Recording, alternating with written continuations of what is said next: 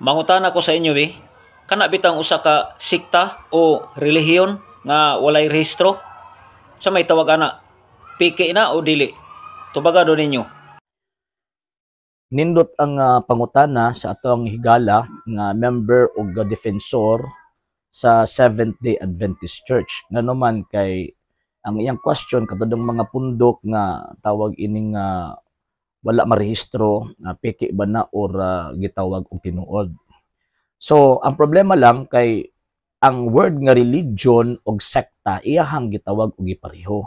Dili man apareho. Nga naman kay ang word nga religion manggod, it is a system, it is a convocation or community of people nga nag-provide og sistema sa pagtuog pagsimba. For example, kanang mga pagano, religion man na sila. Taoism, naapod sila sistema sa pagtuog pagsimba nila. Kanang Buddhism, naapod sila sistema sa pagtuog pagsimba nila. Muslim, ang Islam, naapod sila sistema sa pagtuog pagsimba nila. And at the same time, ang Kristiyanidad nga mao ng Romano Katolikong Iglesia. So naapod gitawag o naapod tay sariling sistema sa pagtuog pagsimba mao ng religion. Kumingon og tawag ini mga sekta mao na ang mga sipak-sipak from the main religion, for example Christianity. So na mga ni sipak-sipak gikan kang Luther from 1517 hangtod sa karon nga panahon, daghan ang mga fundamentalist. So mao na sila ang gitawag og mga sekta. So in terms of religion, dili naman na pwede iparehistro. Nga naman tungod sa hinungdan, bisan gani ang ato ang tawag ining balaod, bisan pag dili na iparehistro ang maong relihiyon tungod sa pagrespeto sa gobyerno, sa maong gitawag relihiyon, gitagad or giila sa gobyerno nga naay juridical personality ang maong gitawag og religion nga gikan pa sa time immemorial. Buti pa sa buot girespetuhan ang eksistensya sa maong gitawag og relihiyon tungod sa kakadugayon na niya sa wala pang gobyerno, siya pinakaunang gitawag og nag-exist. Man ang simbahang Katolika diri sa Pilipinas, dili siya pwedeng iparehistro. Nga naman pinakauna, gitagad naman siyang daan, gitagaan naman siya daan og pag-ila sa gobyerno, isip usa ka juridical person. Buti pa sa buot, marehistro man sa dili, dipinsaan or panalipdan sa gobyerno, tungod kay ang iyahang gitawag og sistema sa pagtuog pagsimba, wala pa ang gobyerno sa Pilipinas na ana. Karon, kini mga sekta, unsa man pud na sila, kanang mga sekta gitukod diri sa, for example, diri sa Pilipinas, nag-ila og tawag anang naghupot sa pagka-Filipino citizen or bisan pag dito sa Amerika, naghupot og pagka-American citizen. Nag-exist sila tungod sa balaod nga ilang gisunod sa maong gitawag og nasod. So kung mag-create sila og usa ka kapunungan, ilang iparehistro sa gitawag og gobyerno, mo nang obligado sila nga mo confess or obligado sila nga mo padayag sa information sa ilahang gitawag og pagtuong gitukod nganuman tungod kay nag-ask sila, nag-request sila sa gobyerno nga tagdon sila isip usa ka juridical person. Buti pasabot sa mata sa balaod na akay juridical personality or legal ka kung baga. Legalidad sa mata sa tawag ining gobyerno. So legal ka.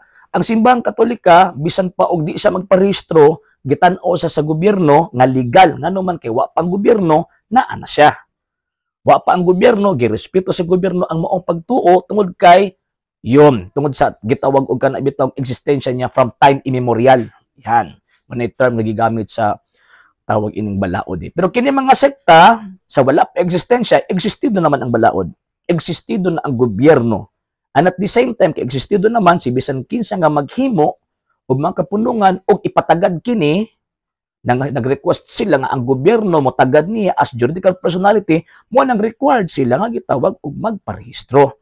Kung mahimo na mo kang juridical person, sumala sa balaod, pwede kang maka-file og kaso, pwede po kang ma-filean og kaso. Nga naman kay sa mata sa balaod, legal man ka. So, mo ni kalainan sa sekta ug sa gitawag og religion. Kanang mga sekta karon nga nang iparehistro na sila kay ilang gi-request sa gobyerno nga tagdon sila sa gobyerno legally kay para makabaton sila og tawag ining estado nga mahimo silang juridical person sa mata sa balaod. Number two nga point. So, pinakauna is dili gyud tawag ining magkapareho. Ikaduha, kanang pagparehistro manggod, nangayo ka og tawag ining proteksyon sa gobyerno nga ang imong kapunungan nga imong gitukod sa mga sekta ha, kapunungan nga imong gitukod nangayo kag proteksyon nga kung sa kuan ba proteksyonan ka sa balaod sa gobyerno pinaagi sa imong pagsubmit sa imong kaugalingon sa pagsunod ni anang maong balaod tungod kay subject ka ni anang maong gitawag og gobyerno.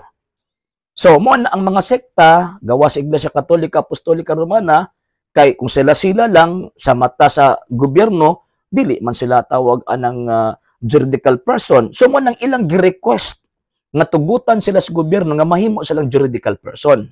So mo nang ang requirements sa gobyerno kinahanglan imuhang i-confess, imuhang i-declare og kinsa ang tawag ini mga pundador sa organization nga imong gitukod kay para tagdon tani nga juridical person or dawaton tani isip legal entity sa mata sa balaod or sa mata sa gitawag og sa gobyerno. Man magbutang og kinsa mga founder nga naa didto, kinsa mga founder or kinsa nang tawag ini mga board of trustees and at the same time mag-provide sila og artikulo de incorporación. So, buti pasabot ka ng Articles of Incorporation, mo na ang bylaws, kumbaga. Mo na sundon sa mga nagtukod og ilahang tawag ini mga corporation or mga sekta. Yon. Ang simbahang katolika, dili na pwede. Nga naman, kay gawas nga girespeto sa gobyerno ang eksistensya, from time immemorial, gawas nga giila sa gobyerno nga juridical person na ang maong gitawag og entity kabalo ang gobyerno nga kining maong gitawag og simbahan same sa iyahang estado, same sa iyahang og level, same sa iyahang og degree. Nga naman ti ang simbahang katolika dili man siya purely religion kung dili usa man siya kanasod. Mabiton na ako ang ginabalik-balik og explain di ba diri sa ato ang tawag ining program nga ang simbahang katolika di siya sekta, dili siya purely religious entity kundi dili usa siya ka gitawag og nasod. Og dili pwede nga iparehistro siya ilalom sa balaod sa usa ka nasod ngano man kay gitamakan sa maong nasod ang iyang soberanya. Naman soberanya. Mabitaw nga ang tawag ini nga Vatican na siya'y ambassador diri sa Pilipinas kanang gitawag og Papal Nuncio. Ang Pilipinas magpadala og ambassador dito sa Vatican, gitawag siya og tawag ini nga ambassador to the Vatican. Yan, but pasabot, ang gobyerno sa Pilipinas, nag-ila sa Vatikano, nag-ila sa Romano Katoliko nga nasod. O ang Santo Papa, giila sa gobyerno, dili lang kay usa ka religious leader, kung dili usa siya ka gitawag og state leader. Usa siya ka secular leader sa mata sa gitawag og balaod. So manang dili pwede iparehistro. So karon direktahon ta to og tawag ining tubag. So ang religion di na magino pwede iparehistro.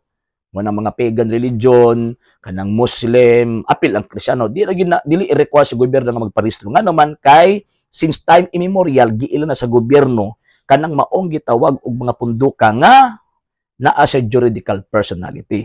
Ang katong kinahanglan iparehistro kadtong mga bag-o rang natukod nga ilalom sa balaod sa nasod nga kung asa gitukod ang maong gitawag og organization. Buot ipasabot nangayo ang maong organization og proteksyon sa balaod tungod sa hinungdan nga kung sa ilalang kaugalingon wala sila'y mahimo or tawag ining wala sila'y protection kung bagaba if in case nga magkinaunsa or na mga legal problems and actions nga himuon.